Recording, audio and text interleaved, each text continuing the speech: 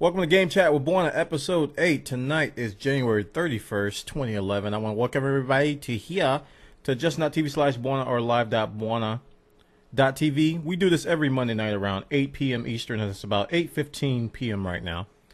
We got a bunch of people in the chat waiting to have some fun, talk about gaming topics for the week. Now, if you're not familiar with Game Chat with Bwana, what we do is that we discuss some of the top game stories of the past week.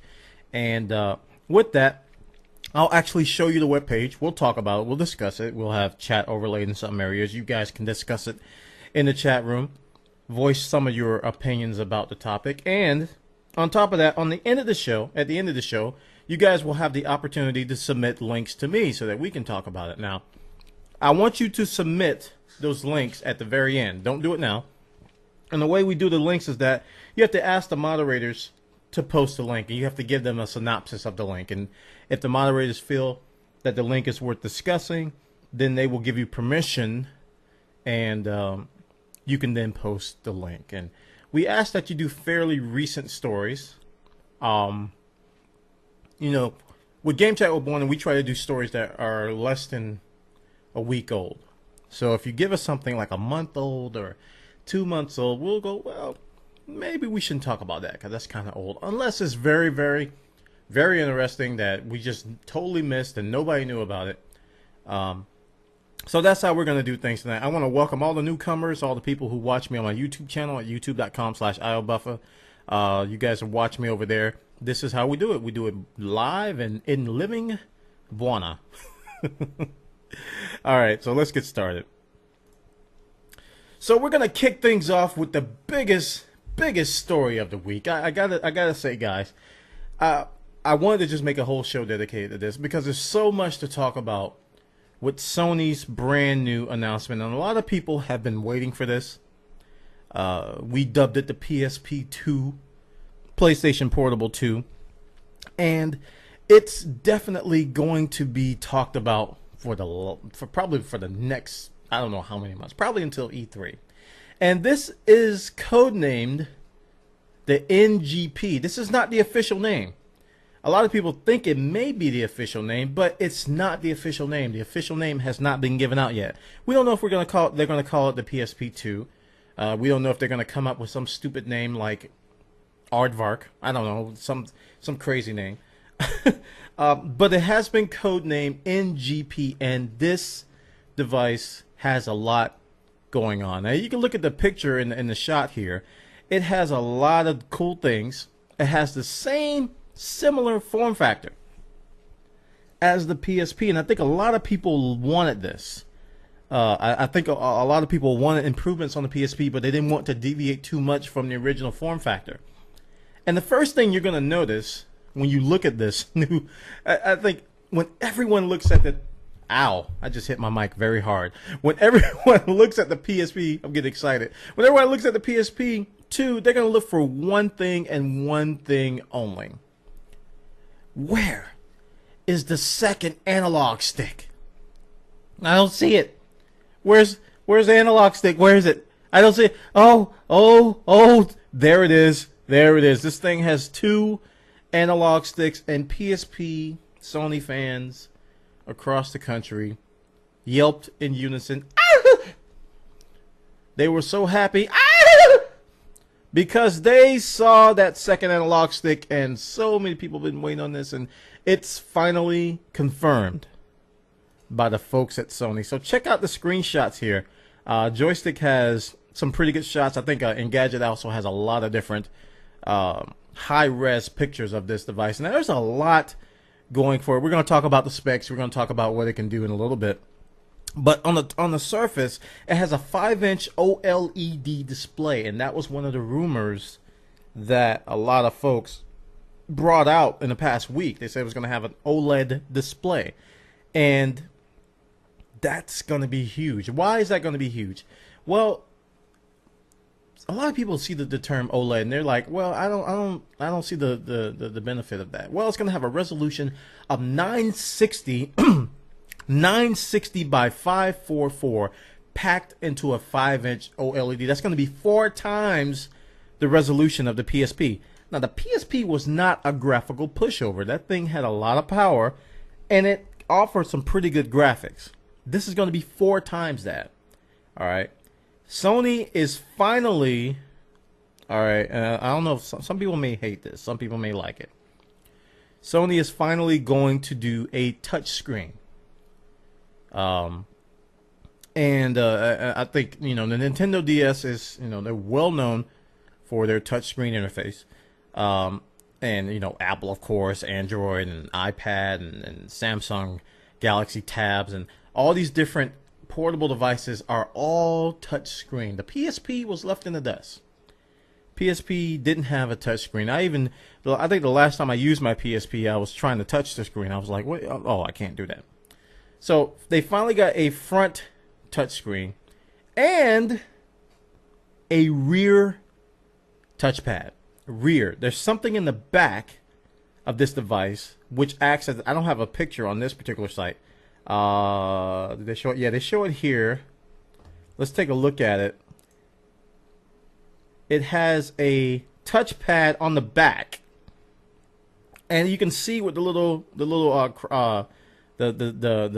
button icons. This is the area of the back of the PSP which acts as a touchpad. And I was like, what?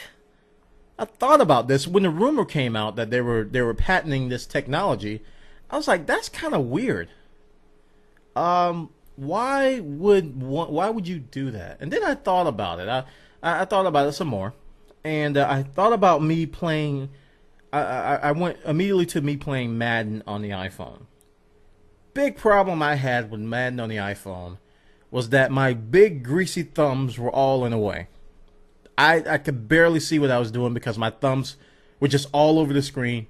I was like, did they go? No, run, juke, tackle, block. And my thumbs were just sliding all over the screen. Couldn't even see in front of, I couldn't see through my thumbs. Now, if I was a transparent man or I had invisible woman powers, I wouldn't have a problem with that. But I thought about this. I was like, well, given that the trackpad or the touchpad is optionally on the back, you could possibly get around that problem. Possibly. But it's going to require some adjustment on the gamer's part. I don't think anybody's used to playing a game like this. Where you can use the back of the device as a touchpad. We're used to just holding the device. A lot of people are maybe complain if Sony doesn't give us the option to turn that off. I know people are going to complain because you're going to be messing up the game because your hand's on the back of the device and you're messing up. But they do have these grips on the side where you can put your hands, and it's probably going to be recommended ways of holding this device prior to to actually using it. So that's the main thing. The main 2 things that I think stuck out, or 3 things that stuck out: the screen, 5-inch OLED. All right, it has 2 analog sticks, and it has a back trackpad. Now, those things, a couple of those things aren't unique, but the back trackpad, Sony always does this. They come out with something that, there's always one thing that they come out with that is kind of pushing the envelope. With the PS3, they had the 6-axis. Everybody was like, that's too gimmicky. It's always something. And with this, I think this is going to be that feature, that back trackpad. It's either going to be gimmicky or it's going to be brilliant. And I think Sony's taking a big risk by doing this with the NGP. Now, there's some other things. It's going to have a flash storage system. Now, here's where we all hate Sony. Because we don't know if this is going to be a proprietary new flash connector, or we don't know if it's going to use existing flash cards. I mean, with the PSP, we saw the birth of UMD. Everybody hated it. Proprietary storage. Sony's good for that. Trying to take over the storage market because they got a lot vested in it. And I don't know what they're going to do with this. I don't know if this new slot is going to be a proprietary slot or something else. So we will see, guys. We're gonna be following this one very, very closely as we continue to talk about this. Now, there's some more specs that have been added. I'm going to go on. I believe our next story is going to go on to the specs. And Gadget was one of the first ones I saw with this. It's going to have a quad-core a quad-core ARM Cortex A9 processor. And it's also going to have a quad-core GPU. The power is yours. It's now in your hands. Nice hands. So, yeah, this is going to have a lot of oomph behind it. And we're going to talk about what some of the people found with it, but just think about this, guys. If you got a portable device that's coming out, you kind of want to be leaps and bounds beyond what's existing today. Because by the time this thing comes out, there's probably going to be newer technology that's better than what this has. So right now, as it stands, these specs on paper are better than anything that's existing today in the mainstream. It's better than the DS, better than the iPhones. I believe it's better than even the iPads and stuff. It's pretty powerful. Very, very powerful. So I'm glad that Sony did this. But on the other hand, and Sony didn't mention this at the event where they announced this, you got to consider price. Sony, for the past, I don't know, 7 or 8 years, they've been negative. They've been in a hole. They've been losing money, losing. So if they come out with this device and you read these specs, you're going, wow, they're going to have to charge a lot for it to make money. That's kind of common sense, you know, if you guys think about it. It's common sense from a business perspective. It's common sense from a human perspective that if you make something that is very powerful, you're probably going to have to charge a lot to make money. So I get a little bit concerned. I get a little bit worried when it comes to price. Just considering this story alone, considering that it has a quad-core ARM and a quad-core GPU, and it has an OLED screen. OLED screens are not cheap. It has a back touch screen. Some of this stuff may be brand new. Sony may have to foot a lot of the manufacturing costs for a lot of these parts because I don't think anybody else has done this before. So there's a lot of cost components and the price is going to be in concern. Now, last show we talked about Nintendo's 3DS price and how it was overpriced at $250. So,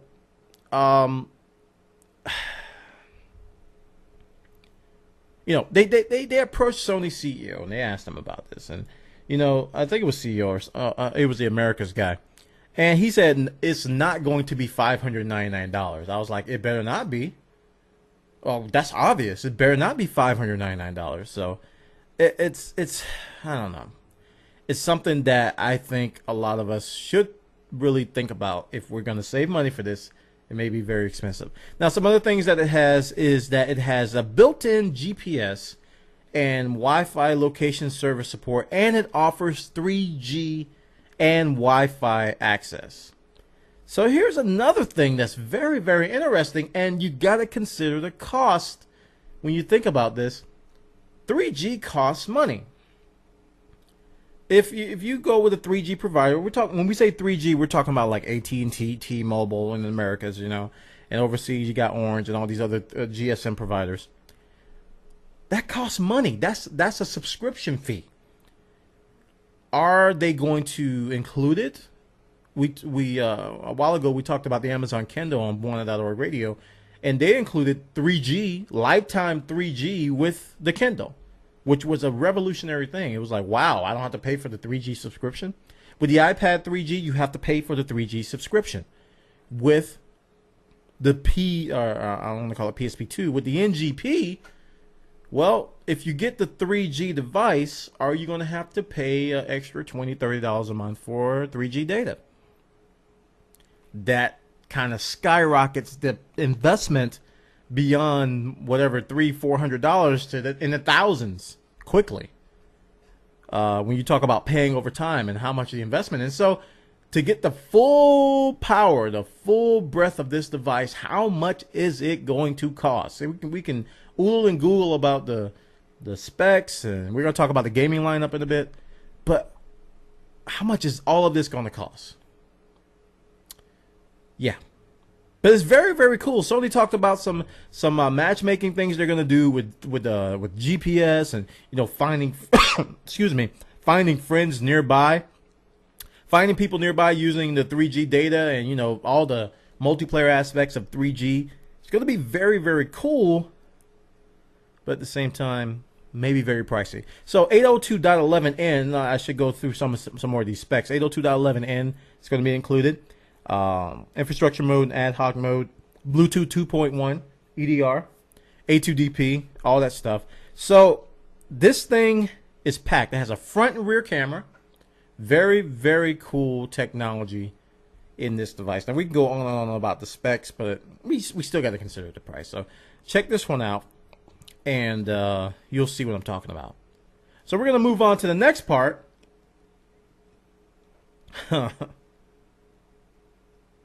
Let me slow down a little bit because there's so much to talk about with this NGP.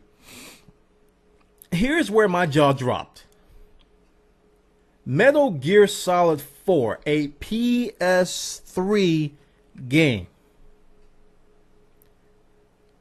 Now, we talked about price, we talked about how much you're going to pay, but you get to this point, you go, well, who cares about the price?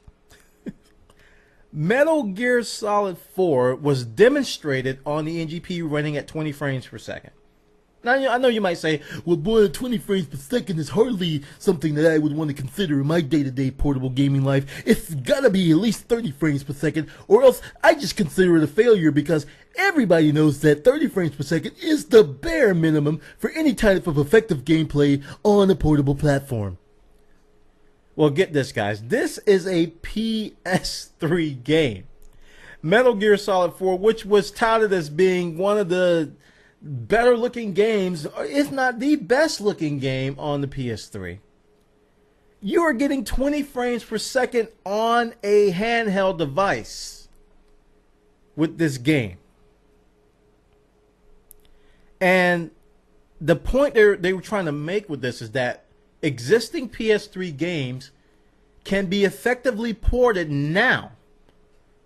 Although there's going to be some optimizations that have to take place, because obviously 20 frames per second is not the optimal. So there's going to have to be some optimizations. They're going to have to, you know, tweak it. They're going to have to learn more about the platform. But in this time that they've done this, they've ported parts of Metal Gear Solid 4 to the PS3 to PS3 to the PSP2 to the NGP, and I could not believe this. I was like, oh. Sony is serious about the portable gaming market now. If they weren't serious about the PSP, they're serious about this, because this thing packs a punch and it's going to not only augment their existing platform in the PS3, but it may actually increase sales. There's a lot going for this. So check out this story about Metal Gear Solid 4. And with that, the Unreal Engine was also shown on the NGP. The Unreal Engine 3, was also shown on the NGP. I don't think they said anything about the frames on here, but a lot of games are powered by the Unreal Engine. You hear about it everywhere, and it's like, if you are a gamer and you're serious about gaming, you gotta look at the NGP, because it's like, there's not going to be much that can't run on it. It's just going to be a matter of who's going to port to it. I don't think the technology is going to have a limitation with current generation stuff. More on that. It's just so much going for this NGP device. So the Unreal Engine, Metal Gear Solid 4, and more titles are going to be ported as well.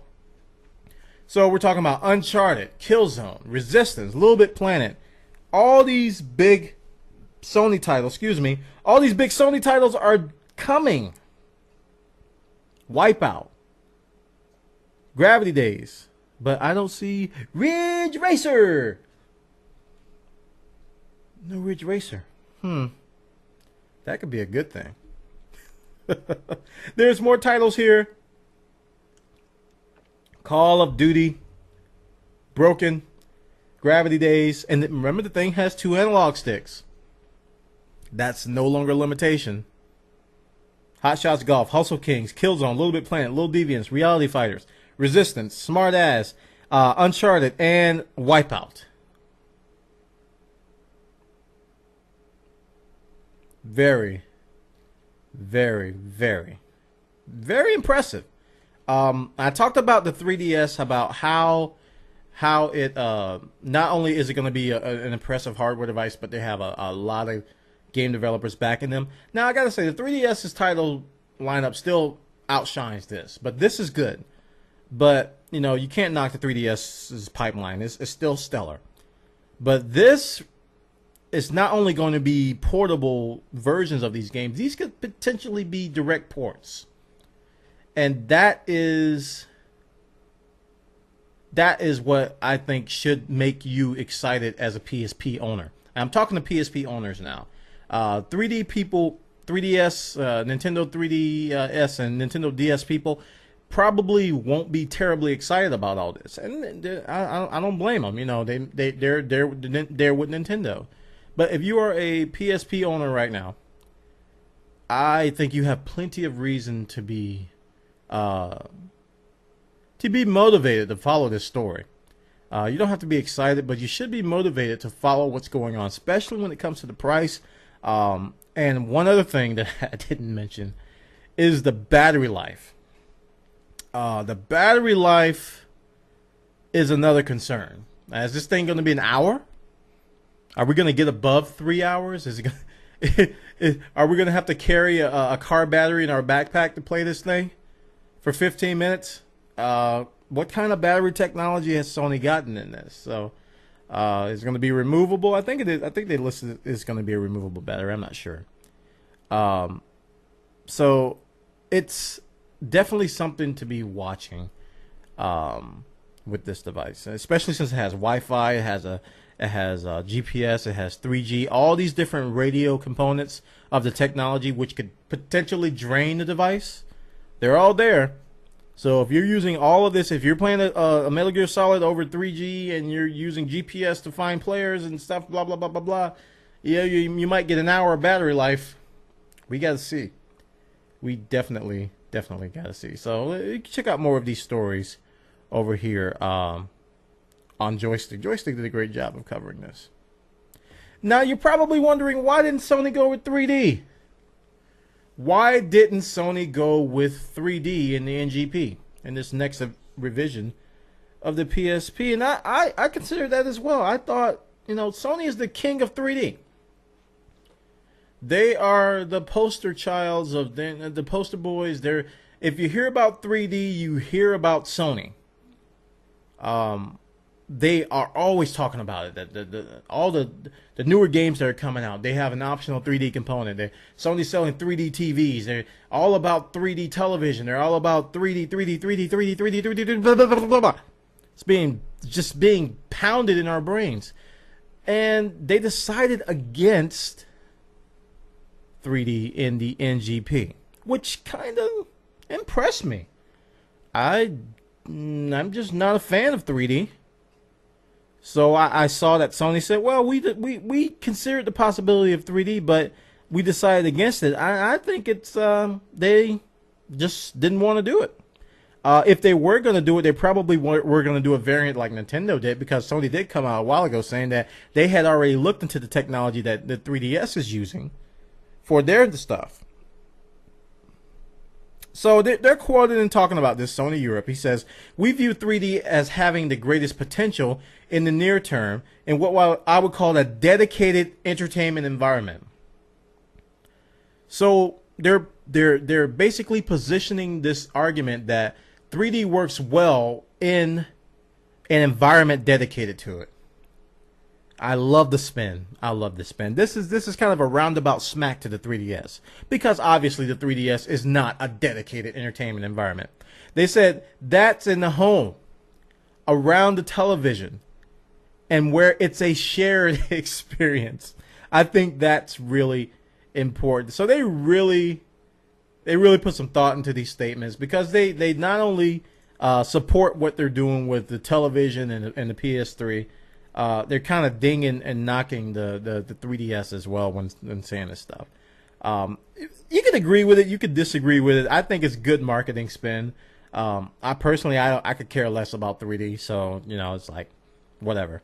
I 3D in the home, no thanks. 3D on the portable, no thanks. 3D in real life, well, I need 3D in real life, but yeah, you get the picture. So check this out, guys, and there's so much more to talk about when we talk about the NGP. There's going to be a lot of stories coming out, so stay tuned to Game Chat with Bwana. You know, keep up with us. We're going to be covering this as more stories come out. We're going to be really watching closely about the price. We're going to be really watching about the battery life. We're going to be watching about the 3G data. What's the pricing? What's the carriers that's going to be used? What's the specifics? The fine print, I think, are really going to make or break a lot of your decisions to buy this device. So stay tuned to us. We're going to be talking about that. Now, we're going to get off the NGP. And we're going to move on to a little bit more of Sony news. We're going to talk about Killzone 3. And Killzone 3, I think we briefly mentioned some stuff that's coming in PlayStation Home last show. And we talked about some of the bonuses you're going to get. And we talked about the beta that's coming out.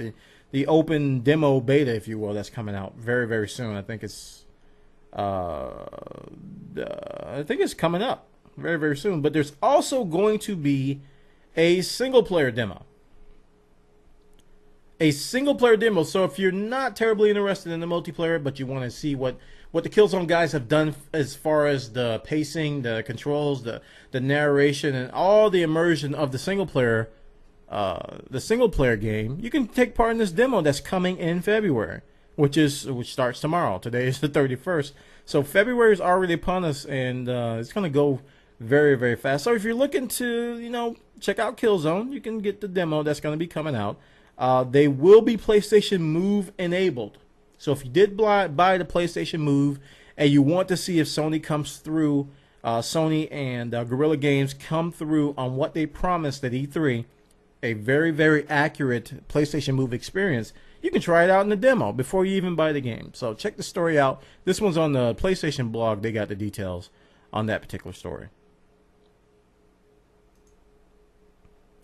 Now, you can't talk about Sony. You can't talk about the PS3. You can't talk about anything unless we bring up that jailbreaking thing.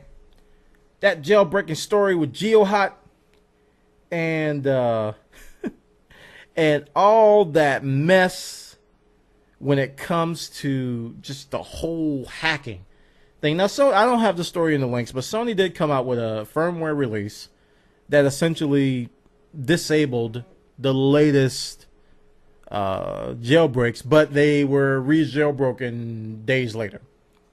So now we have this fight going on that was very, very similar to what we saw on the PSP. Homebrew versus Sony.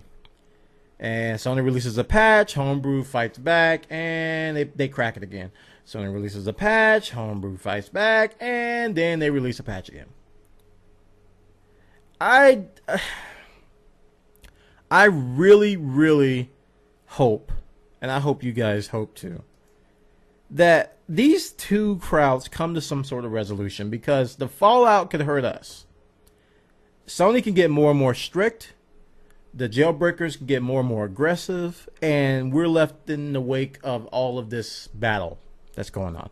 But the story I want to talk about now is GitHub. GitHub is a place where you can, it's a source code repository on the web that a lot of people use, and apparently GitHub has removed all of the jailbreak files, all the source code, all the compilation, all the stuff that you have related to the jailbreaking.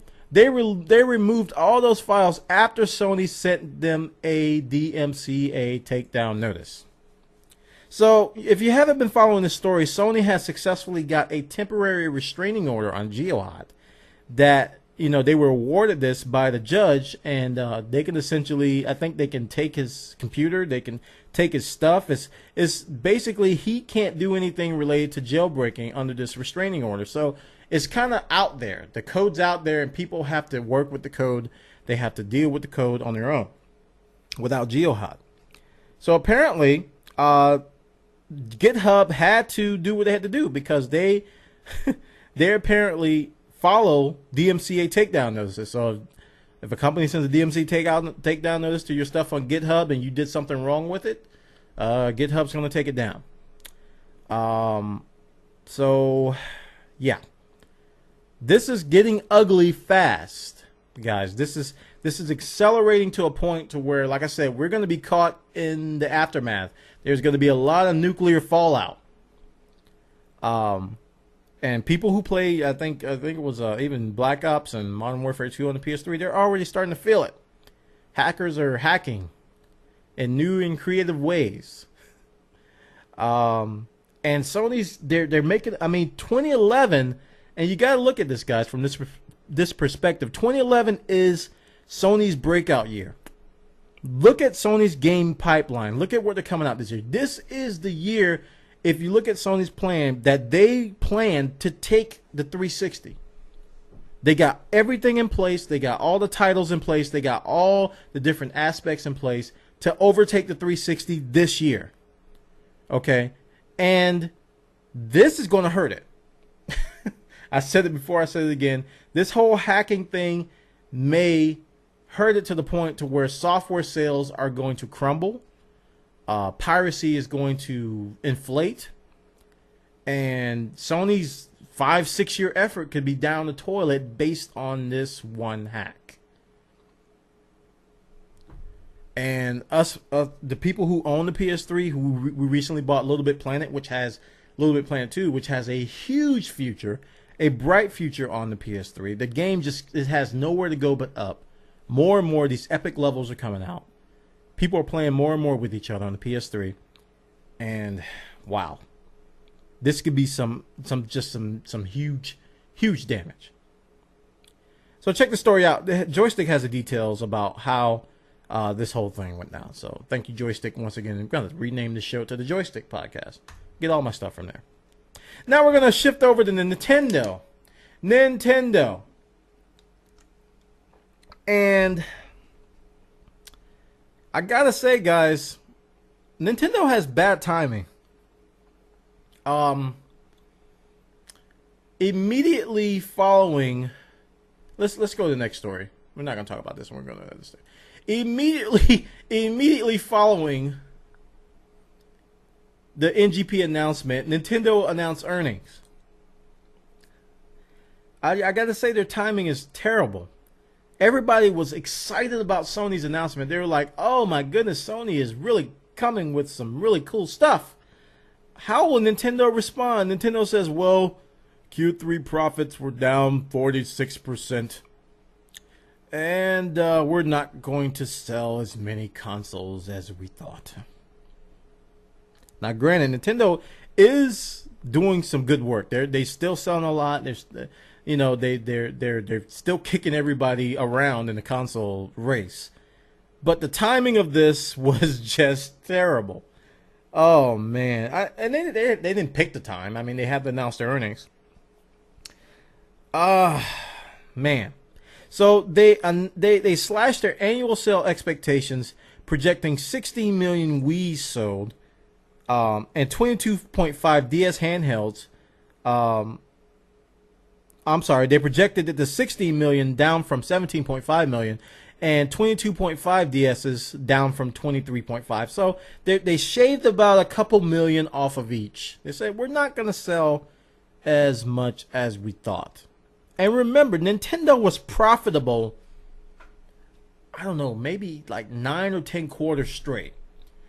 This might be the third or fourth quarter, I think it's the third straight quarter that they have reported losses.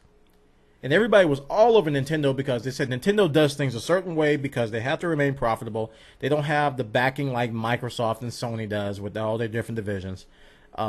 They have to remain profitable. And when you see this, profits are down almost 50%. That can't be good. No matter how you look at it. There's, like I said, they're still selling a lot. But in terms of trending, in terms of, Wall Street, not Wall Street, but I don't know if they even trade on Wall Street, but on the Tokyo markets and all this stuff, you got to be concerned about Nintendo's future.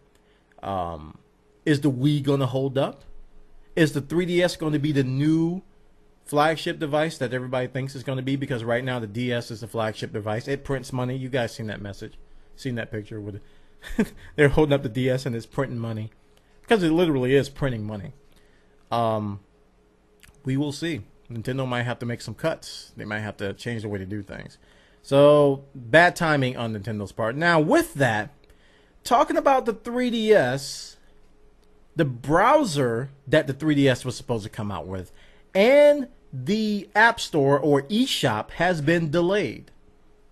So the Nintendo 3DS is coming out in May, but the browser is going to be delayed, and the eShop, you're not going to be able to buy anything on the eShop until May. That's if it comes out. Yeah. Bad timing. Apparently, and I wasn't too concerned about this until I read the reason why. They stated that the shop had to be rewritten, and I'm looking for the exact quote here.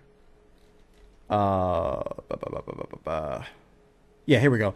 He says the download store will be drastically redesigned versus the existing DSiWare store, which Iwata criticized as slow and inefficient at highlighting the best titles. It is critical in digital software distribution that the software available there won't be buried and go unnoticed. Apparently they didn't get it right the first time, and it has been delayed until May. So we are really looking at bad timing by Nintendo. Now, this isn't doom and gloom. This is stuff that just happens. It's not the end of the world. But if I keep saying timing because the NGP announcements just came out. Sony has a great deal of momentum building, and then Nintendo comes out with these negative things that could deter the 3DS's momentum, and the 3DS is coming out in a month or two. So you really have to watch that momentum factor, have to watch what's going on with that. And I like I said, the timing is just terrible with Nintendo. So we're going to be watching Nintendo very closely, see how they react to Sony, and see how they react to everything that's happening with Sony. And if they change their strategy, or if they have things that we just don't see. We'll have to see. So check it out, guys. Slash Gear has this story on the 3DS browser, and also the other story, I forgot who had it, but about the earnings. Let's shift gears. We're going to completely get off Sony and Nintendo. We're going to go talk about the PC a little bit. And those of you who watch me on my live stream know that I've recently been bit by the MMORPG bug. I've been playing Rift beta. I've been playing, I was playing DC Universe Online on the PC. Those two notably. And it's it's funny because I kind of went through a phase. It was like I was going through this phase of shooters. I was playing a lot of Call of Duty, Battlefield, and Medal of Honor. I was playing a lot of shooters. And it's like I go through cycles. Like in the past, I went through this. I was playing a lot of Quake. I was playing a lot of Counter-Strike. And then I said, oh, I'm tired of shooters. And then I went on a 5-year MMO streak. And then I got tired of MMOs. And I went back to shooters. And then now I'm kind of gravitating back to MMOs a little bit. And PlanetSide was an MMO that I played. I did play this MMO. This is an MMO FPS. Well, Bwana, here you go again giving us more of these crazy acronyms. What the deuce is a FFMMO-BDTSB? It is an MMO FPS. That's a massively multiplayer online first-person shooter. Now, if you look at PlanetSide, go to YouTube, look at some PlanetSide videos. You'll note that it didn't have much like it at the time. This was a time when nobody was doing, or nobody has even done up till now, anything remotely similar to an MMO FPS. PlanetSide kind of did it right. And I really think they were way before their time. If you look at what they were doing, you wouldn't believe it. You're like, wow, they were doing this back then. They were literally well, I think the maximum I saw, there was like 300 people on the battlefield fighting in an FPS with not that much lag, with dropships and tanks. Yeah, this was going on at PlanetSide back then. You could fly dropships and drop people into battle. In an MMO, you would level up, you would gain levels. You know, there was a persistent world. You would also, you know, there was like bases that you would take over, and it was pretty epic. And one of the patches, I forget which one, it just literally broke the game for me, and I gave up on it. Same thing happened to me with Tribes too. Broke my heart.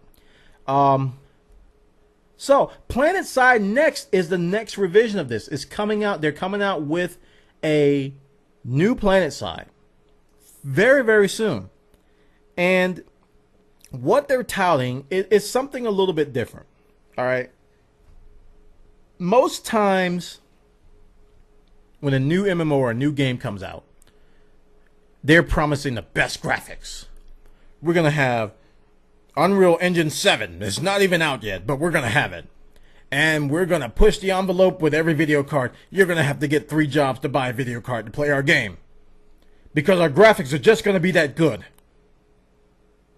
If you eat eggs for breakfast, we highly recommend you put a skillet on top of your video card, because it's going to burn the egg.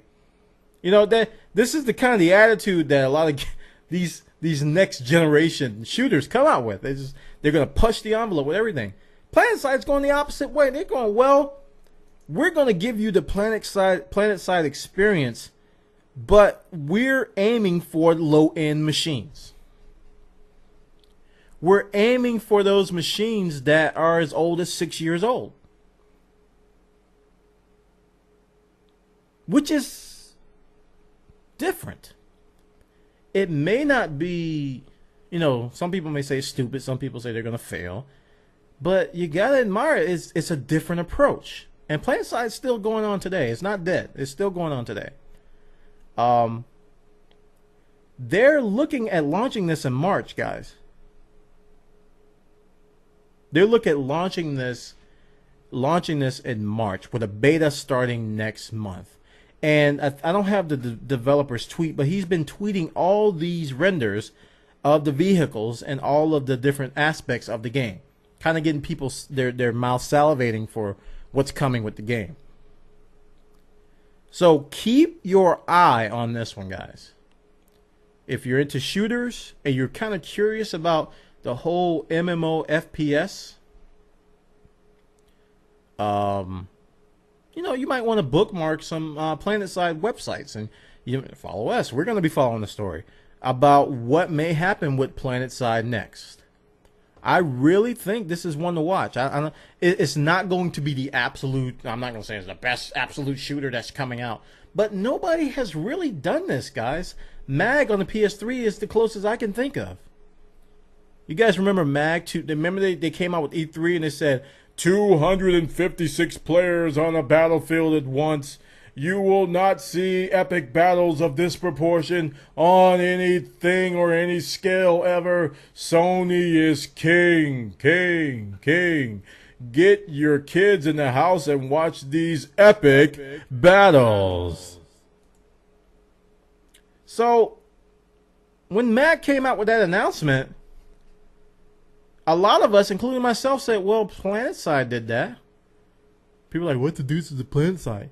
You never heard of PlanetSide? No, it's lame and stupid, Mag Rocks. You suck. Go home. Okay. So, yeah. PlanetSide Next is coming out very soon, guys. Check it out. They got the details over here on Rock Paper Shotgun.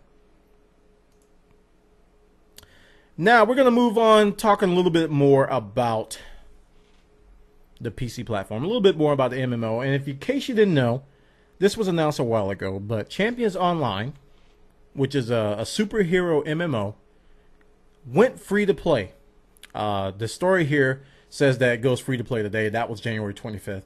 But it has gone free to play. So you can already, you can go right now to their website, download it, and play it for free today. So if you want to get a taste of superhero MMO, and you don't want to buy DC Universe Online, you just want to try the genre, see how it goes, Champions Online is free to play today. I don't have all the details. You can check out the FAQ. They got it linked on the site, and I have all these things linked in the story. You're gonna see it when the show comes out. The FAQ. Check out their FAQ to see the differences between the membership levels. I'm not gonna go through them here because I don't know them all. But check it out. They are going free to play. And you guys know me. If you don't, let me remind you. Free to play and me just don't get along. There's always something that pushes me away from free to play games, and I'm looking to be impressed. I've yet to be impressed. I mean, I was kind of impressed with Vindictus, the MMO, the free to play MMO, until I got to the peer-to-peer dungeons, and I was like, man, I don't want peer-to-peer dungeons on the PC MMO. I could see if it was on the console. But I'm like, no, I don't want to rely on someone else's internet connection when I go into a dungeon. So that kind of pushed me off of that. And I was like, there's always something with these free-to-play games. So check this out. If you want to try Champions Online, I'm just talking about me personally. I'm not knocking this game because I've never played Champions Online. Not going to knock it. But if you want to look at the differences, check it out over on joysticked.com.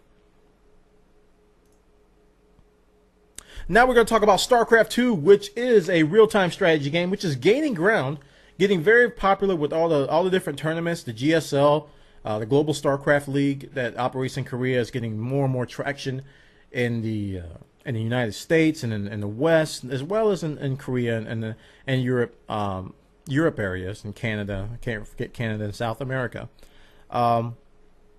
and it's really gaining ground and getting a lot of good press. People are making money. E-gamers are really jumping on the whole StarCraft tournament as a way of living. They actually make money off of this game. People are selling lessons. You can even come to JTV. You can see people giving lessons on StarCraft and charging like $20 to $30 an hour. And some of the pros like Idra, he charges $150 an hour just for lessons. It's insane. It's a very popular game. But StarCraft 2 is already gotten actually 3 Blizzard made mods. And if you don't know, StarCraft has his own map editor, and it has its own API per se, where you can create these mini games very similar to what we talked about in Little Big Planet 2. It has its own custom map maker. And you can go to town with this. There's all kinds of things you can do. So what Blizzard has done is that they've come out with 3 of their own custom modes. They're actually going to come out with a Dota mod as well. Defense of the Ancients, if you haven't heard of that. They're going to come out with that. It's not out yet. But they have 3 modes here. One called Our Chef. Ours the Protoss dude.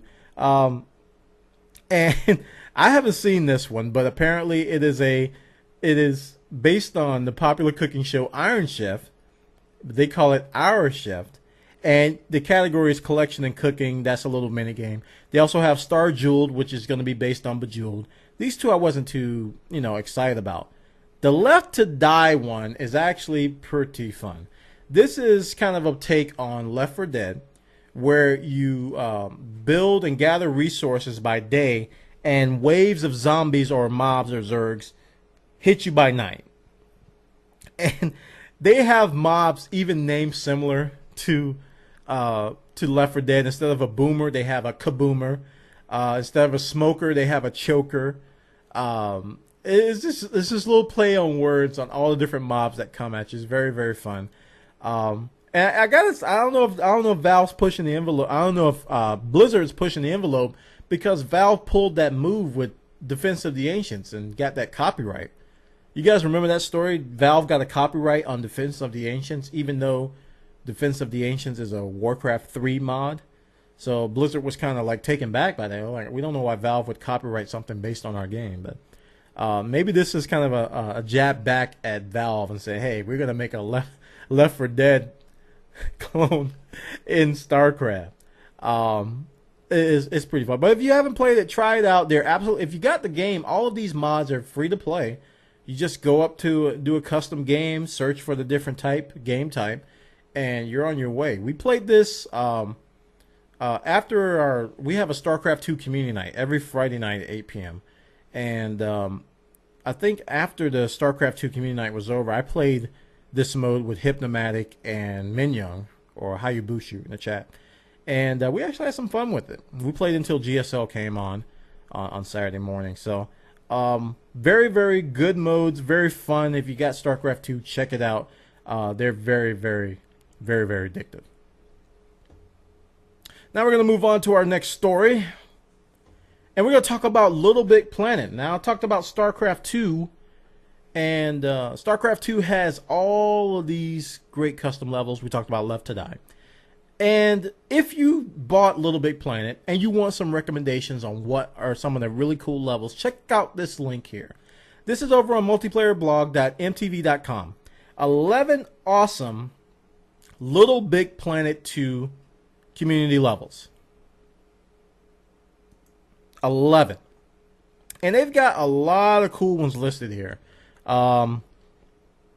Little Dead Space is a take on a Dead Space game. I mean, there's all these little, I'm telling you guys, if you get a PS3, at least rent this game. You will be so happy with yourself if you at least rent this game. It's much more than what you think. Trust me. Shoot, Jump, Die. Which is, I think this is a take on the paintball gun things that they were doing in the first one. Here's one, Anti-Color.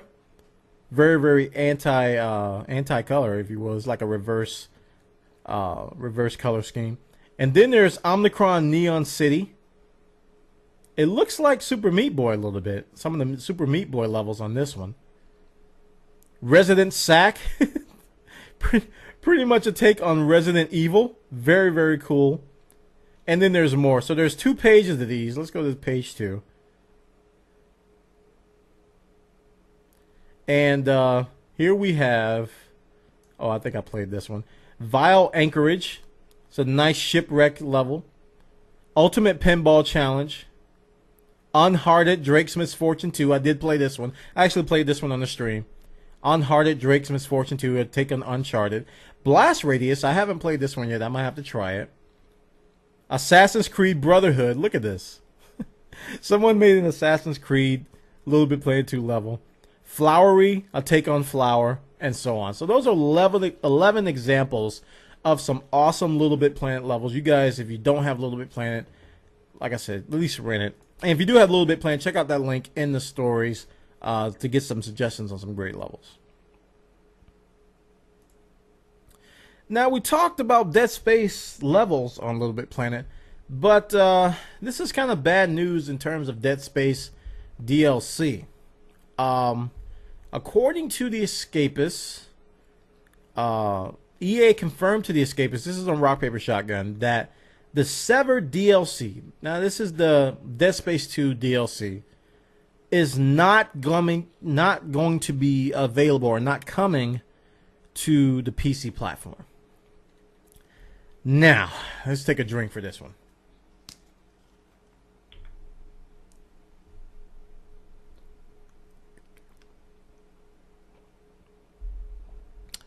Yeah, Dead Space 2.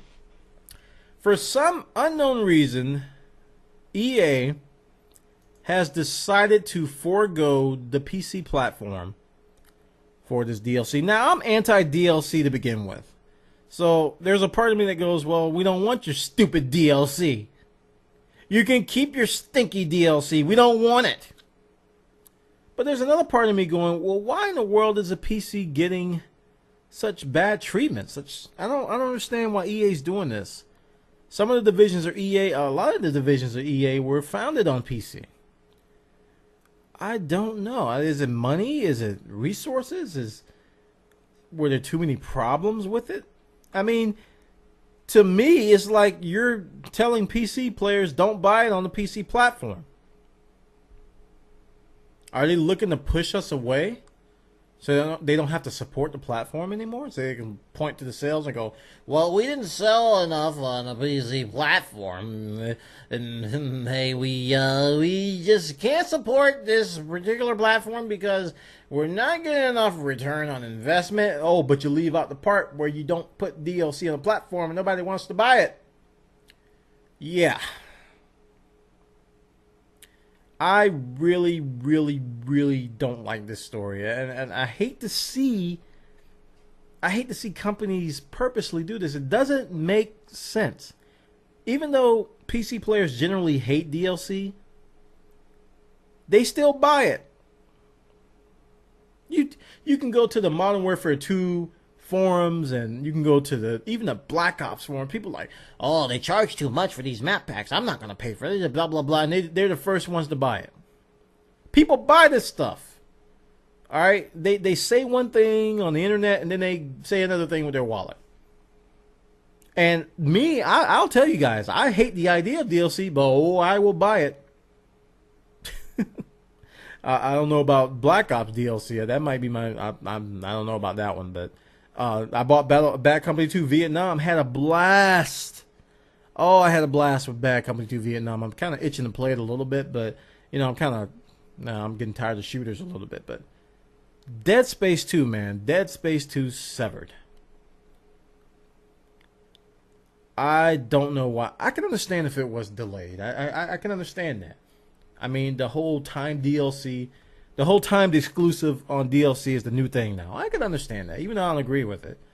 It would be consistent with what was happening in the past.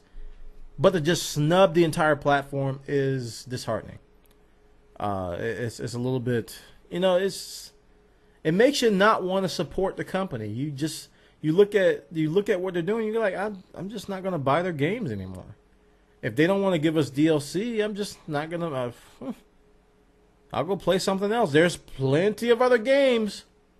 Guys, do you realize how many games there are out there? Do you know? Let's take a moment to pause and reflect here. Do you know how many video games are available today? Just take a moment to and think. How many freaking video games? Go to a GameStop and look around. That's not even a tenth of what's available.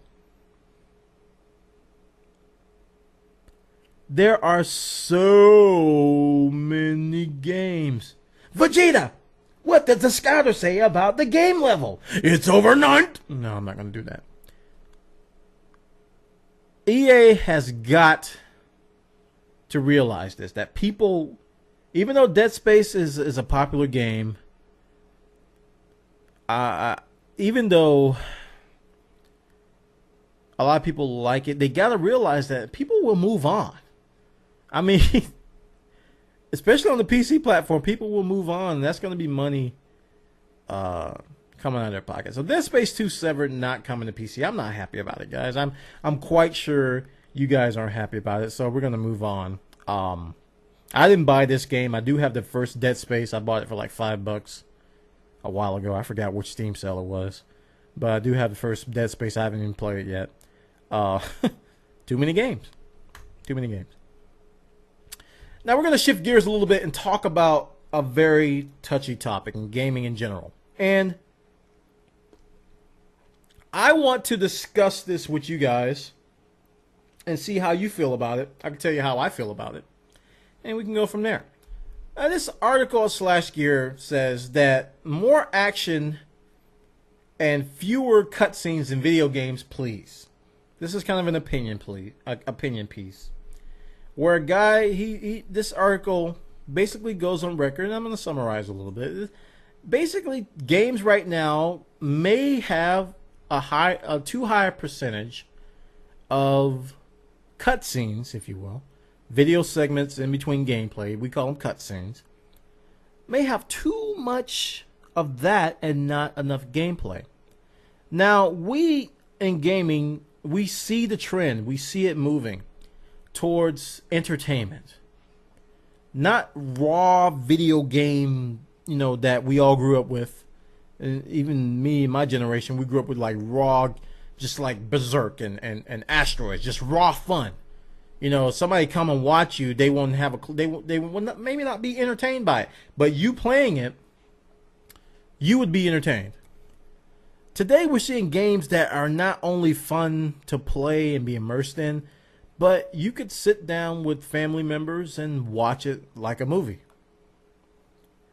It literally comes across like it's like entertainment now. It's not necessarily just raw fun for the gamer that's playing it. So when I think about this particular story, I think about the word balance. I think about the balance that has to occur with this type of genre. We have to think about the balance. There has to be enough gameplay to keep the hardcore gamers, and there has to be enough cinematic sequences and things like that to augment and basically to complement that hardcore gameplay with some immersion. What do I mean by that? I mean that you literally want to take the gamer to that particular spot through these cutscenes. You want to immerse them into the game. But there is a certain level, all right, that kind of takes it too far. A lot of people, including myself, played a game called Final Fantasy 13. And I gotta say the balance was off. I really think the balance was off in terms of immersion and gameplay. In Final Fantasy 13, there were so many cinematic sequences. Almost to the point where you're just like, oh my goodness, another cutscene. Oh. And if that comes out of your mouth when you're playing a game, I think that company failed you. If you're playing a game, you go, oh, another cutscene. They failed. But if you get another cutscene, you're like, ooh, another cutscene. Then they've done something right. Metal Gear Solid 4 was a great example of this particular balance. I haven't played it firsthand, but the people that I've talked to that have played it told me that they actually enjoyed the cutscenes, and that's the point I'm making.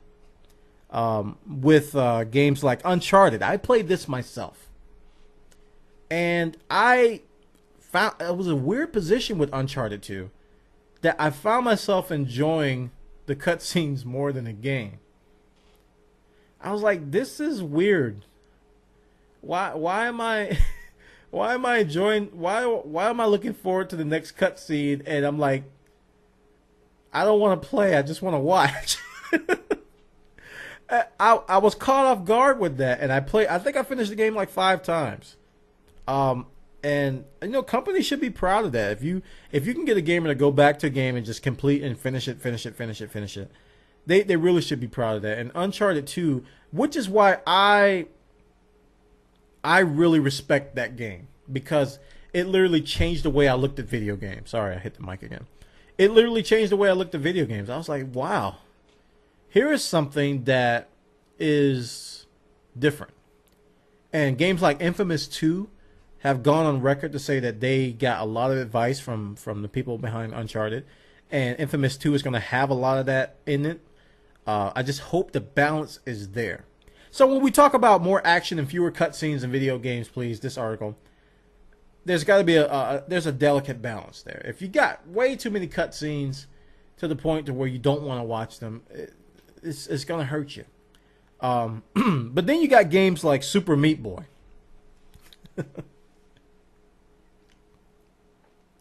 Super Meat Boy has really short, tiny cutscenes, if you will. And they're hilarious cutscenes, but the balance is way off. It's like the gameplay versus the cutscenes is like 99% to 1%. But you absolutely love the cutscenes. When you talk to people about Super Meat Boy, they talk about one of two things. They talk about how much they rage on a certain level, and the hilarious cutscene with the squirrel or something like that. Man, that was a funny cutscene, man. That squirrel turned around with that tear. Oh man, I get fond memories of that. But see, there's a case with Super Meat Boy where the balance is way off, but the gameplay doesn't suffer as much. So there's two different ways of looking at this, and we could talk about this for hours and hours and hours. But I mean, it's a very interesting article. This is why I brought it up, because it's a trend that we're seeing with gaming today, with a lot of games today, where a lot of these developers they're hiring. You saw it with Black Ops. They got all these different A-list actors to do the voices because they really wanted powerful cutscenes. So we'll see if that balance continues. So check that out over on slashgear.com. Now we're going to talk about something cool here. If you're into guns, I guess. Those of us who play first-person shooters know that just about every HUD, which is a heads-up display, in these first-person shooters, gives you like a count of your health and like your ammo count. And armed forces are hiring a lot of these shooters, these players that play these shooters. And I can imagine them going through boot camp and learning how to use a gun and using the gun at the same time, looking at the gun and going, "Hey Sarge, how do I know how much ammo I have left?" Wait, where's my heads up display? I mean, how do I see how many clips? How can I set my perks? Oh man, I can just see that happening now. But anyway, this is a very cool story because they're adding these screens to guns, which actually give you the amount of ammo you have left. And it looks very much like, if you guys ever seen the movie Alien? I believe it was Alien, with Sigourney Weaver. The very first one. Or was it the second one? I think it was the second one where I saw it. And this was the first time I had seen this. They actually had this on the guns they had. The guns didn't shoot bullets. They shot like these laser charges things. And they actually had this. And there was a scene where they focused on, I think they actually focused on that. You could see the ammo, and she was firing, and the numbers were going down, down. She was screaming, "Ah!" And that movie influenced a lot of video games. A lot of people won't talk about it, but ever since that movie, we saw the heartbeat monitors and the heads-up display of all the different things. All the Marines had that stuff. Very, very, very high-tech stuff. So it's no surprise to me that this stuff is actually coming in the field, where you can actually look at how much ammo you have left. Now I'm looking at the screenshot. They got a video here as well. He has to hold his hand over the counter to actually see how many bullets he has. So there's some glare issues there. Might have to contact Amazon, see what kind of e-paper they're using there to get rid of that glare. You could be in the middle of battle. How many bullets you got left? Pow! You get shot in battle because you're trying to block out the sun. Might want to look at that, get that fixed before you put that in the field. People are going to get dead because of your technology. Check it out. Slash Gear has a bullet counter on real guns. Now we're going to jump on the indie platform.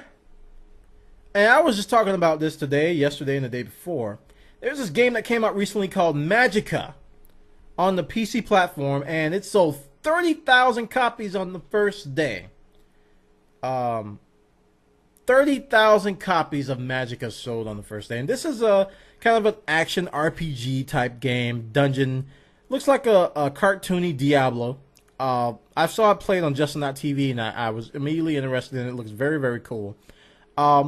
And it sells for $9.99. Very, very cheap. So you can go to steampower.com, buy this game for $10. It's got a lot of customizable options. You can mix and match abilities. Very, very cool. Very, very cool indie game. So I also heard about a lot of problems on the forums and various people who talked to me about it, that it had a lot of bugs. A lot of bugs, especially with multiplayer. And these multiplayer bugs were kind of show-stopping bugs to where people couldn't play it all.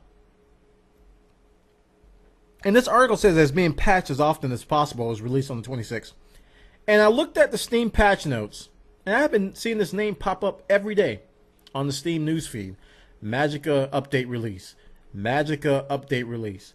Magicka update. I think they got 5 updates now, of which have patch notes as long as the freaking, I don't know, give me a long book. War and Peace. I looked through the patch notes, and a lot of the bugs that they were fixing, were things like cutscenes were freezing the computer, and cutscenes were freezing the cutscenes were basically causing the game to not be able to be playable. So I'm interested in the game, but I'm slowly watching the patch notes to see if they address all the issues. It's only $10, so it's not like it's going to be a huge investment.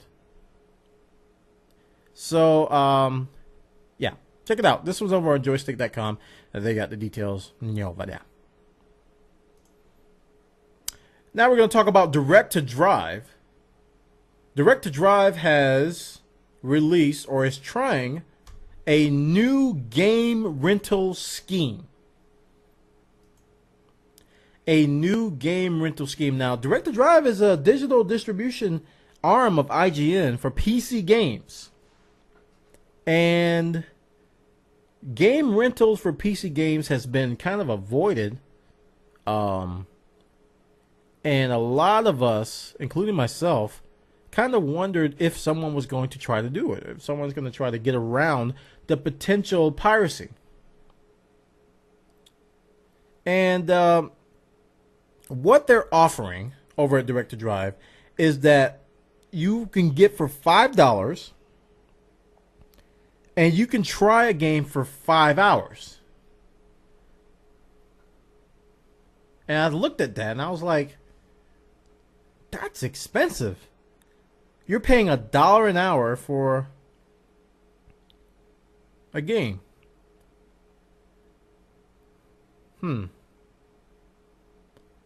And it's a very expensive thing. And I was like, they need to drop that to like $2.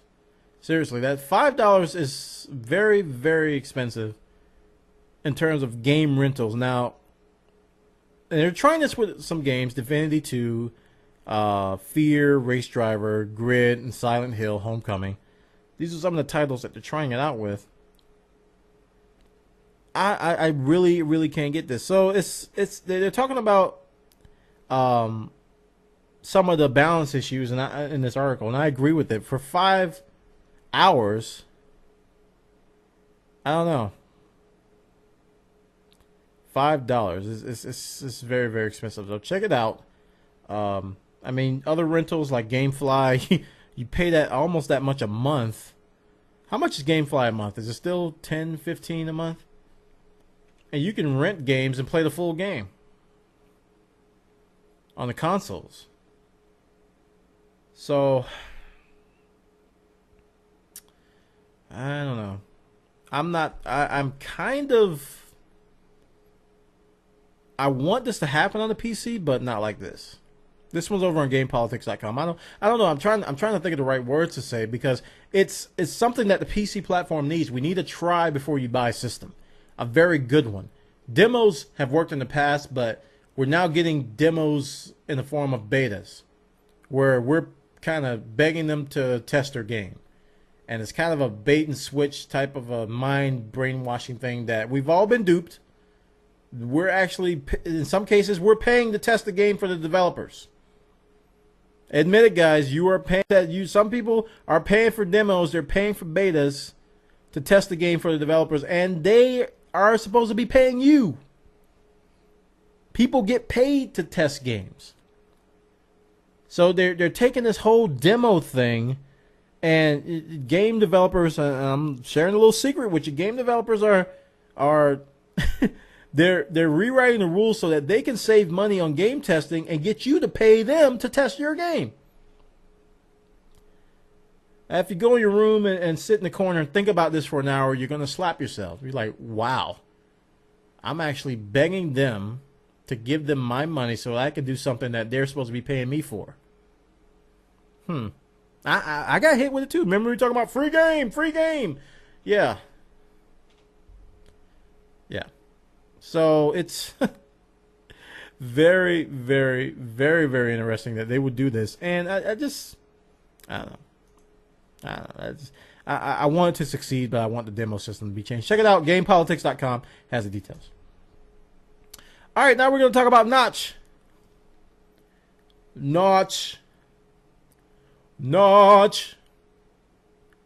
And a Minecraft documentary is coming out. A documentary about Mojang. And they're going to basically do a documentary about the startup of the company. Notch is our beloved developer. Every Minecraft player loves Notch to death because he made the game. He could be the most terrible person on the planet and people will love him. and he's the developer of the game, and he has taken his funds that he made from his initial sales of Minecraft, and he's basically building out his Mojang company. He's been tweeting about every step from picking out the building, from hiring people. He's been very open about it, and this documentary is basically going to try to capture all of this, and I'll watch it. I mean, I'm going to be interested to see how they do it. And see how this indie developer is going to build a self-made empire, basically, around this little game called Minecraft. So check it out over at GameSetWatch.com. They got the details about this upcoming documentary about Mojang and Minecraft. Now, let's talk about another game that has hit the horizon. It's going to be a big year. Huge year for games, 2011. BSG, otherwise known as Battlestar Galactica, is going to be doing an open beta on February 8th. February 8th. And this is going to be an MMO around the Battlestar Galactica IP. And it's going to be a browser-based MMO. Browser. It's going to be in your browser, your web browser. There's a trailer here. If you watch it, you're going to say, well, the graphics don't look all that great, Bwana, but keep in mind, it's going to be on the level of Quake Live. You guys ever played Quake Live? That's a game that is browser based. It's going to be interesting to see how they're doing. I don't know how much they're going to charge for this. If it's going to be a free to play, it's going to be interesting. If they're going to be cheap about it, we'll see. But if you watch the trailer, there's actually some pretty interesting space battles. And I really loved the battles in Battlestar Galactica. I grew up watching this series, and whenever they would launch those ships, oh man, I loved it. In the new series, I loved even more. So I'm a big fan of the IP. Whether this MMO RPG Battlestar Galactica will succeed, we'll see. I mean, there's going to be a lot of games. We talked about PlanetSide, we talked about Rift, we talked about DC Universe Online. All these games coming out, and it's going to be very packed in 2011. So check this out, Rock Paper Shotgun. So now, speaking of MMOs in 2011, The Old Republic. Star Wars The Old Republic. And we're going to watch this one actually together. And this is one of the new trailers that are coming out about the flashpoints. The self-contained multiplayer-centric flashpoints. And we're going to watch this. I do have the 3D checkbox checked, so you guys don't have to worry about that. And we're going to comment on this. Let's watch.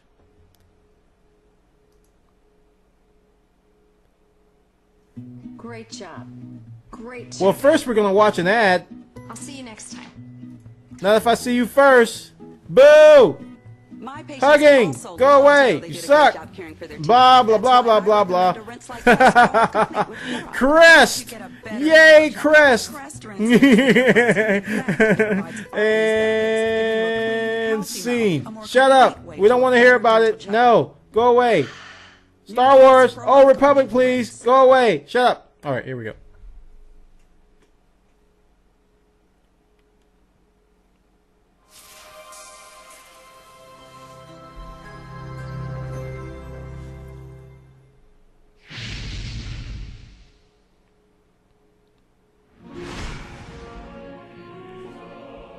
darkness will consume all it touches. Stars will burn black. I can't get rid of it. Ends. The Jedi prisoner can end this war, save countless worlds. You're the Jedi prisoner's only hope of escaping alive.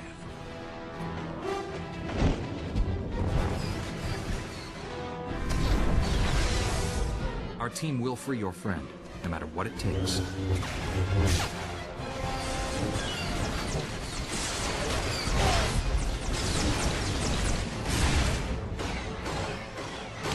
This isn't the first time I've crashed one of the Empire's parties.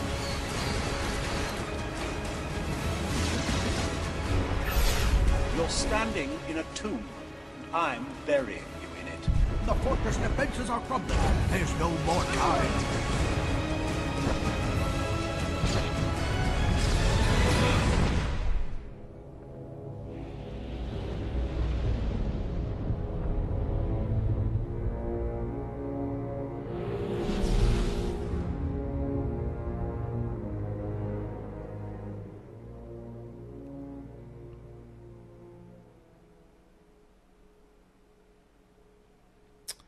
Yeah, so I saw that, and I was a little bit concerned. I was like, that didn't look all that impressive. And I know I'm going to get a lot of flack for this. I know I'm going to get a lot of hate for this. But this game is getting an insane amount of hype. An insane amount of hype. That is going to be the best thing since toenail clippers. And I don't know, I was a little bit underwhelmed by it. I looked at the look and feel. I looked at the just what was happening. I mean, it was like a cross between cinematics, in-game cinematics. You could tell they were using the in-game engine. And what was happening, and I was like,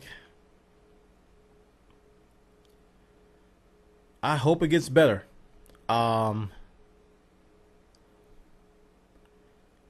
I really hope it gets better than that, because that was very underwhelming to me. So I mean, we saw the cinematic trailers and we saw that stuff. That looked epic. They always look epic. And as for the Yoda character, I don't know if that's Yoda or not. Sure wasn't talking like Yoda. So the Old Republic guys, I mean, there's a lot of people are saying that I'm going to wait for the Old Republic. I'm not going to play DC Universe. I'm not going to play Rift. I'm not going to play insert MMO here. I'm going to wait for the Old Republic. The Old Republic will cure Athlete's Foot. Oh. Star Wars, the Old Republic. You will make my ex-girlfriend speak Spanish. Oh, the Old Republic. You will make my face not stink. You will remove body odor from all stinky people. Oh, the Old Republic. It's so great. And then you see this and you go, yeah.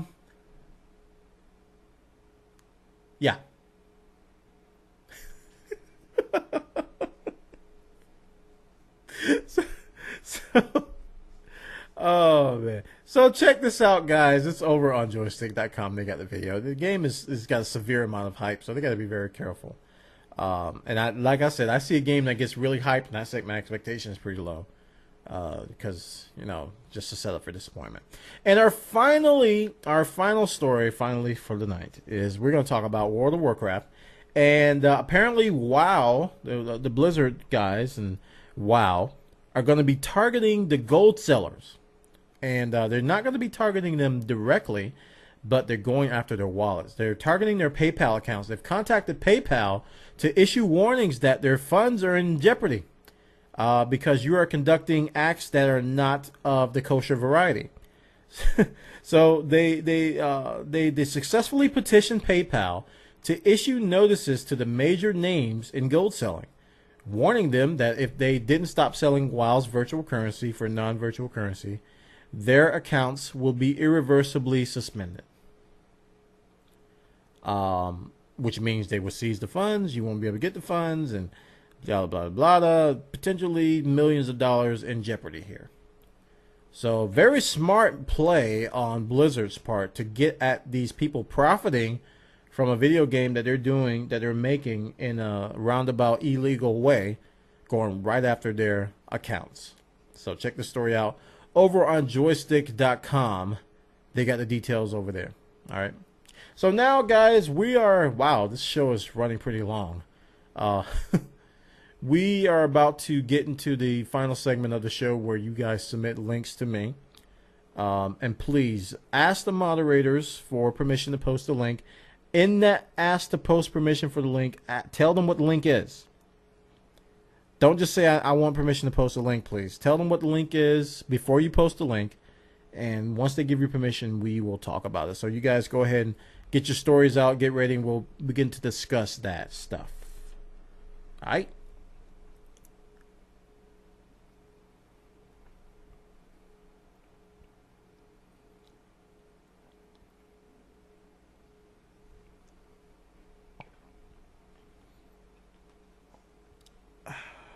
Talked about a lot today.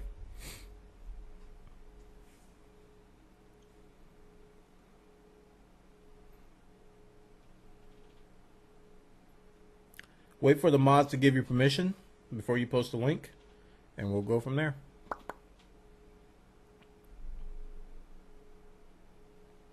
It's permit.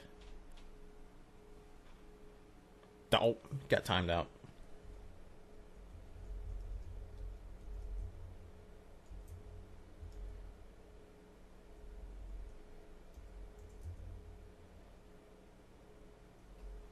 There we go. Now you can post it.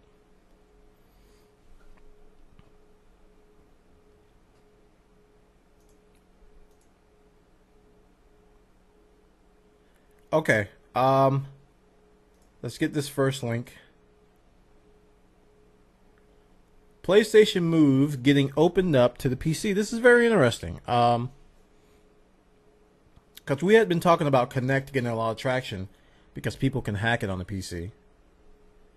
And PlayStation Move is getting opened up for the PC. So the PlayStation Move motion sensing controller could someday soon work officially more than just your PlayStation 3. Thanks to a project called Move Server, enthusiast game developers and academics may one day build Move-powered games for the PC. Move Server is briefly detailed in a Sony-sponsored session planned for this year's Game Developers Conference. Senior developer support engineer John McCutcheon from Sony Computer Entertainment America will apparently explain what Move Server is in just a few weeks. Very, very cool. PlayStation Move's competitor Kinect may also come to the PC officially. Hackers and open source software devs have already created gobs of fascinating Kinect hacks for the PC. So this is cool. That they're actually going to expand the platform, bring this motion control to the PC. Now, personally, I'm not interested in it. Just personally. It's just cool to see people do stuff with it. I'm pretty sure there's going to be a market for this. I think people are going to want to do motion control stuff on the PC. We may even see some indie games using motion control, which may actually do it in a way that we don't currently see it. So, very, very cool link. Thanks for that. Okay, so those were the two links I saw. Somebody mentioned something about the Sandy Bridge. I did share that out, but we can permit them. We can talk about it here. Kind of related to gaming because it's PC hardware. Someone permit Black Betty. Black Betty 05.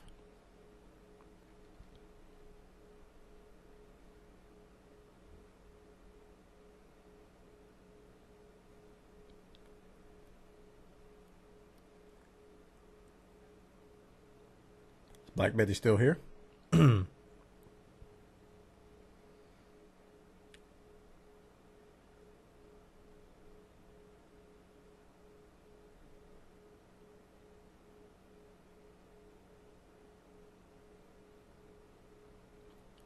There we go.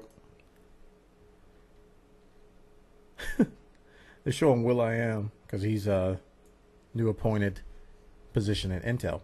Intel partially recall Impact's fancy new Sandy Bridge chip. So apparently, from what I remember from this story, from what I read from it, there were some issues with the SATA controller and SATA link devices and performance and functionality that had to do with this new Sandy Bridge chip, and unfortunately, it's causing It's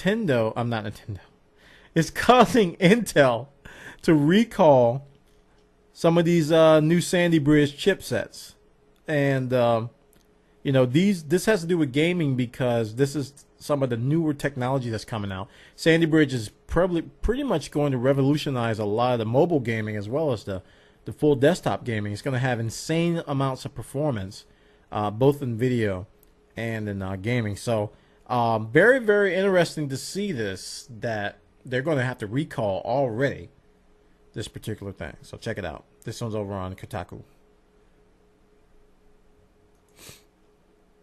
All right. What's the next one?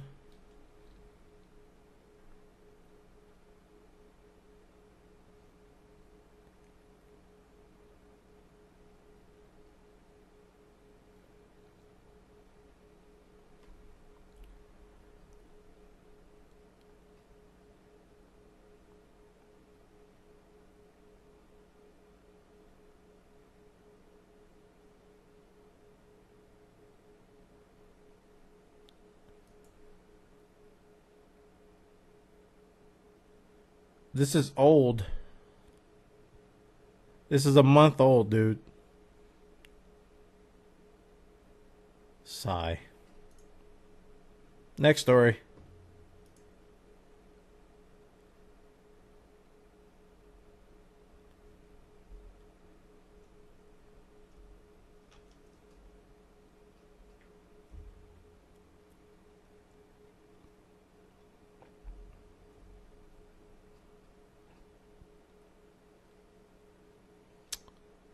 Murph, I think we already talked about that one. The PlayStation one. Going to additional platforms.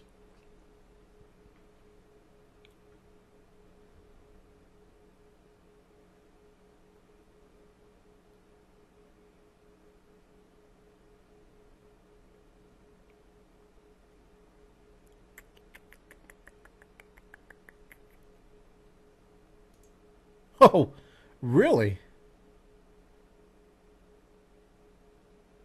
Oh, snap. Let's read this.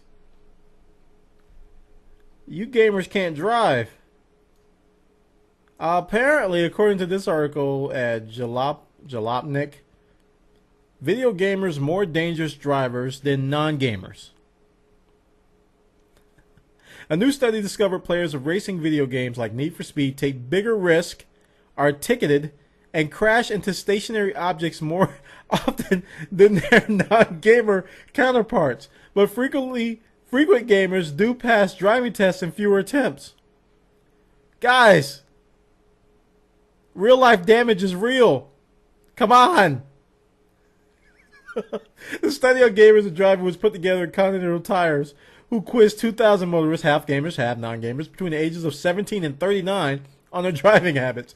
Though gamers believe they're more skilled drivers, they admit that taking higher risks and making more claims on their insurance. Guys, there aren't any power-ups in real life. It seems that while gamers develop useful skills and are more confident, they need to apply some balance with a sensible assessment of risk. I'm going to drift around this tight corner. Results show 22% of gamers reported being stopped by police as compared to 13% by non-gamers. Those who frequently play racing games are twice as likely to make a claim from an accident with their insurance, have road rage, or run a red light. Come on, guys. This isn't Grand Theft Auto. In defense of gamers, they thought they were being chased by Cuban drug dealers and only had 12 seconds to hit the next checkpoint. That's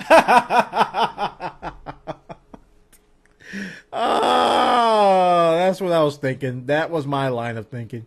Inversely, non-gamers were twice as likely to dent their vehicle or blah, blah, blah, blah, blah. It's funny. Oh, man. Oh, look at these percentages. Comparison of those who do and don't play driving computer games. Stopped by police. Use mobile when driving. claim for accident, run a red light in the last 12 months. Wow, these numbers are pretty overwhelming. Some of these are. Hit stationary object, accidentally clipped the car but kept quiet. What the? Suffer road rage.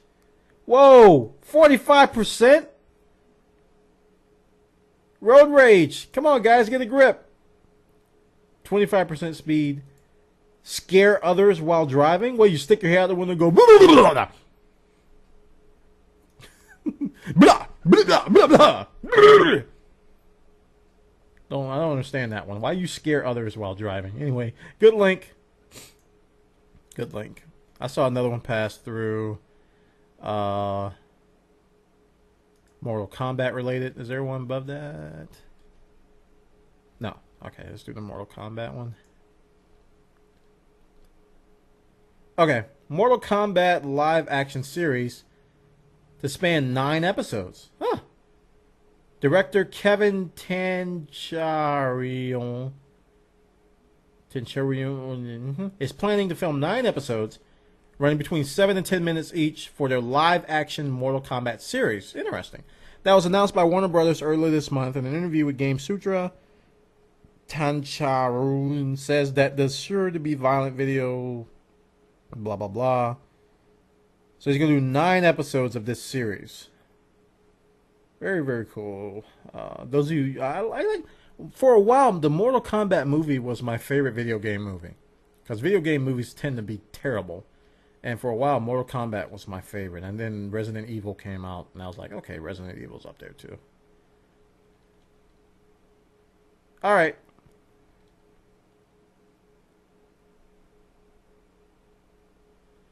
Murph has one.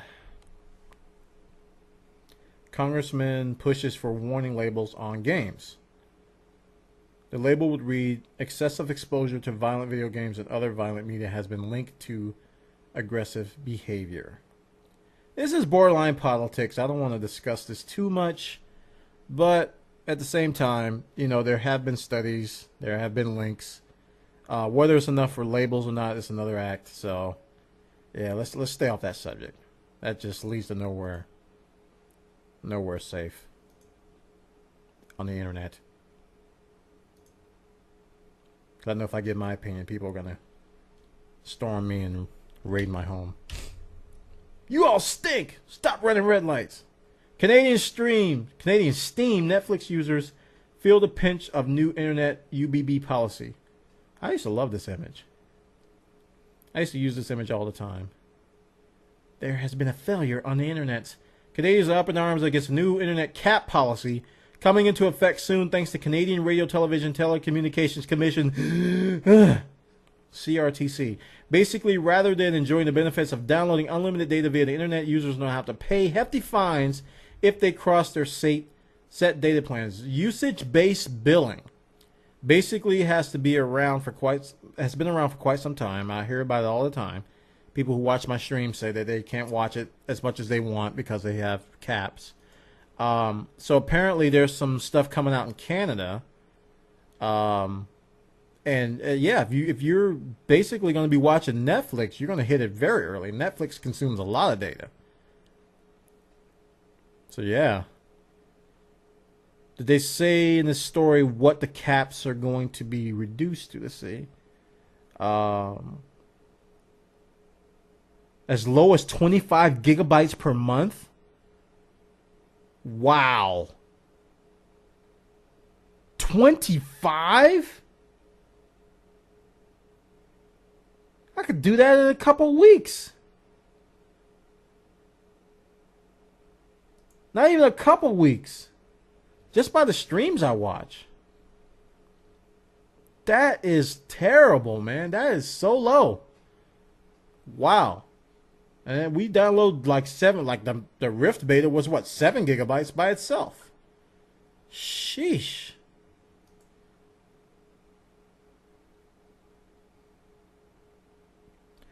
$4 per extra gigabyte. Now that is essentially highway robbery. Come on. $4 per extra gigabyte?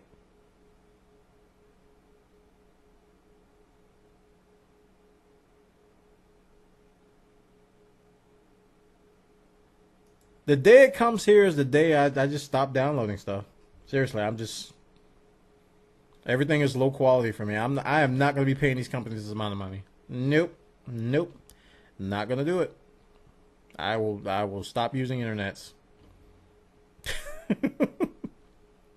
Oh my gosh, that's crazy. That is crazy. This is a pretty decent link. Oh man. Wow. Okay. Next link. Oh, this is about the autistic son who was getting banned from Xbox Live. I don't know why autism came into play. The kid was cheating. He got caught cheating, and I think he got banned. And I think Microsoft flagged his account, and he got banned. And for some reason, people were focusing on the autism.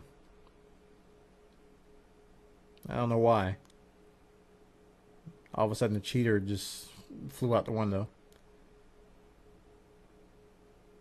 After the story went viral, wrote in her email specific details on why his account was wiped clean of achievements and brandished with a cheater label. She shared the email with a local Fox station. She said, blah, blah, blah, blah, blah. It was clear that they were unlocked out of order and offline. Earning successful online achievements out of order and offline is an impossible feat, not due to skill, but due to the technology of the system. It can only be done by modifying the account and faking the achievements.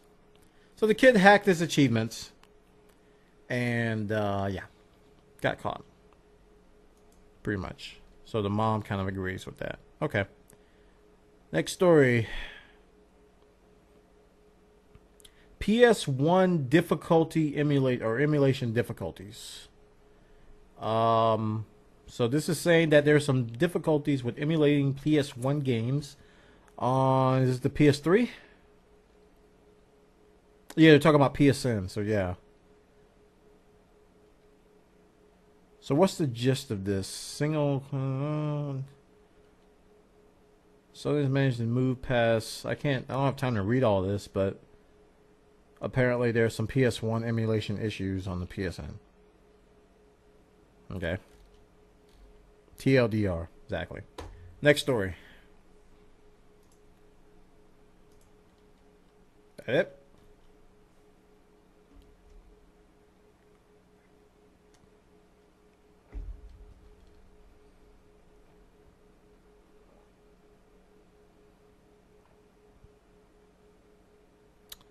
Okay, the links are starting to slow down.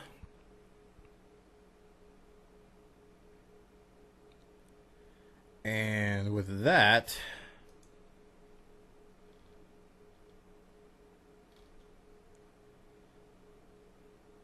oh, this is the link that Murph gave me. Sony open to expanding PlayStation Suite to additional platforms. That was the move, I'm sorry, that we were talking about earlier. So yeah, the PlayStation Suite was one of the things that that Sony announced at their event. It's going to be a suite of development tools and things like that that will aid in bringing gaming to the mobile platform market. And this is definitely going to counter and compete in the Android market and against Apple's iOS platform. So the PlayStation Suite is we're going to see a big jump in these games with the PlayStation brand around it coming to cell phones. So definitely keep your eye on the PlayStation Suite. That was another thing that was announced.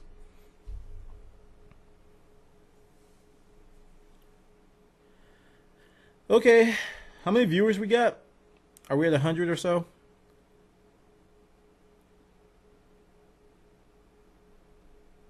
I was about to wrap it up, but I got another link. Just want to thank everybody for coming by. 120? Okay. SOCOM 4 rips page from the Hurt Locker. Okay. So apparently there's some content that may have taken content from the Hurt Locker. People at SOCOM says we actually had the idea before the Hurt Locker came out. Heard that excuse before. Yeah, I know. It takes time to develop these cutscenes, so they probably did have the idea. It says Sony upcoming third-person shooter. A soldier in a massive padded suit walks through an active war zone. It's a familiar sight from anyone who saw the 2009 Oscar winner for Best Picture, The Hurt Locker. Okay. But they claim that they had the idea before them.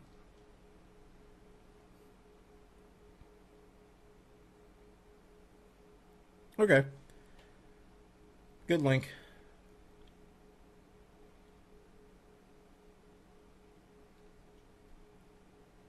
So with that, I want to thank all of the 120 people that are watching tonight, and all of the thousands of you that are going to watch this on YouTube and my other places, Bwana.tv. Thanks for coming by. We're here live every Monday at 8 p.m. Eastern. And we do Game Chat with Bwana, where we discuss the latest news of the week. And this will be up on iTunes and everywhere else where I have my podcast, and on YouTube. So you guys can check it out there. If you missed some parts, the links will be posted with the particular story. You guys can get the links right now if you want them. If you type topic in the chat room, you can see the links, the URL for all the links that we talked about, except the ones that people submitted. I did include those. So definitely thank everybody for coming by tonight. And we're going to be back next Monday night, same time, same station, for Game Chat with Bwana. Again, thank everybody for coming by. We will see you next time for episode 9. But this is the wrap-up of Game Chat with Bwana, episode 8. We'll see you all next week.